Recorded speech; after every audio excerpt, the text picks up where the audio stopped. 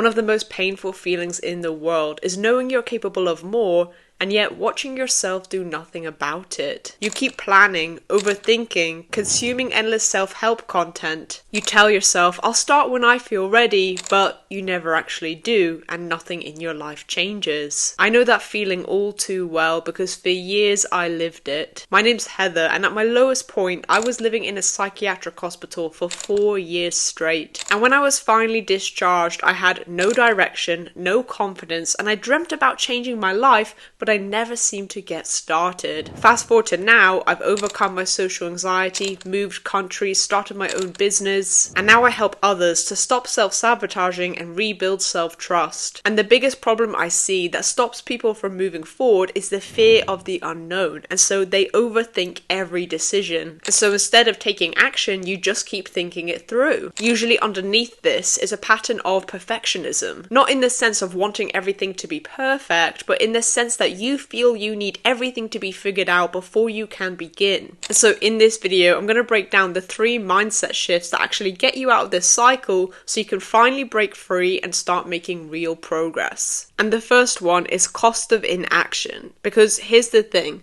most of us weigh up the costs of taking action. For example, let's say you want to start a YouTube channel, but maybe you're thinking, what if people I know see it and judge me? Or what if my videos get no views or likes? Or what if I look awkward on camera? Or maybe you're thinking about changing your career and you're thinking about, what if I don't like my new role? Or my parents are disappointed in me? Or I don't have enough money to live? Or my new boss is not nice? And so your brain tends to think of all of these different negative outcomes because it's trying to protect you. However, unfortunately, this is where most people stay stuck. And a big reason this happens is because we don't weigh up the costs of staying the same. And so I want you to think about this. What will happen in 3 years' time if you don't take action? And really think about this.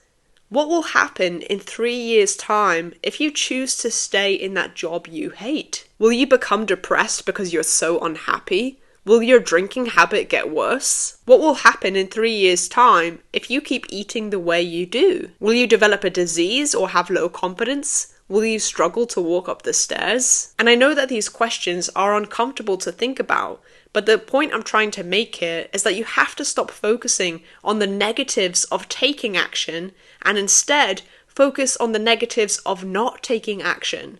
Because if you don't take action, that is the path you are heading down. You have to face the painful consequences of what will happen if you stay stuck, because this is what is going to propel you to move forward. And so I encourage you to get a piece of paper and write down all of the costs of inaction. You need to face the future that you are heading down so that you choose to change it. Now, the second mindset shift is to start incomplete, because most people don't start as they think they need to have everything figured out. You know, they want to have the full plan in place. They want to know exactly what they're doing and they want to know all the steps before they begin. But let me ask you a question. If you've ever done a jigsaw before, do you just sit there trying to figure out exactly where every piece should go before you even start? No, because that wouldn't make any sense. You start by putting a few pieces together and focus on building one small section at a time. And as those sections start to become clearer, well, you now start to see where the other pieces fit. Well, the exact same thing applies to all of your goals and dreams too. You don't need to start with clarity, you just need to start with action. Because you only start to figure things out once you're actually in motion, because now you're trying things, you're adjusting, and you're learning what works. And I'll let you in on a little secret. I've been doing YouTube for like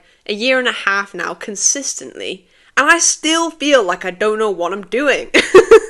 Literally every week I upload my video and then I sit there and I think to myself, what do I do now? I'm like, what do I post now? What video do I make now? I've already talked about all these things. What's the title going to be? What's the thumbnail going to be? What's the idea? And my brain gets so overwhelmed. And then I remind myself, Heather, you just need to start incomplete. And so I think, okay, let me just think about the idea. Let me think about the title. Let me think about the thumbnail. Let me think about what I'm going to say. And before I know it, I've uploaded another video. And then the cycle just repeats. Honestly, I do this every week because our brains are kind of stupid. They just get overwhelmed at everything and think that we need to figure everything out, and you don't. You just have to start. And here's what I've learned. The people who seem to have it all figured out are usually just better at moving forward without all the answers. And so stop waiting to have it all figured out, stop waiting for the perfect plan, stop overthinking every decision, because clarity doesn't come before you begin, it comes because you begin. And so start messy, start incomplete, and just begin. Now, number 3 is recovery speed, because success isn't about staying on track all the time. It's about how quickly you recover when you fall off. The truth is, you are going to fall off. There are going to be times when you're working on your healthy eating and you slip up, or you post something that you're proud of and no one likes it. Or you work on this project that you think is great and you get a bad grade. I'm telling you now, when you try and follow your dreams or your goals, things aren't going to go as planned. However, what usually happens is, for most people, when they fall off track, they see it as a failure and they beat themselves up. And so instead of trying again, they just think to themselves, well, this isn't going to work for me. I'm not cut out for this. I may as well just quit now. And so they don't get back on track, and now they turn one setback into a week, a month, or even a year. And so what you want to do, instead of approaching your failures and mistakes and setbacks with judgment, you want to approach it with curiosity and ask yourself the question, why did this happen? Now, there's 2 very different ways to ask this question. Let's say that today you planned to eat healthy and you ended up slipping up at work because someone brought in some cake. Well, if you're coming from judgment, you might say, why did this happen? Why did I eat that piece of cake when I said I wasn't going to? But now let's ask this question coming from a place of curiosity. Why did I eat that cake when I said I wasn't going to? Why did I do that? When we come from a place of judgment, this creates emotions of guilt, shame, and anger. And so now it shuts down opportunities to learn and grow, and it keeps you stuck in this cycle. Whereas when you come from a place of curiosity, this allows space for reflection, and it creates opportunities to learn and grow, and it helps you to move forward. Right, let's go back to the example I said before. Let's say that you were eating healthy and you slipped up at work. If you were to reflect on, why did that happen?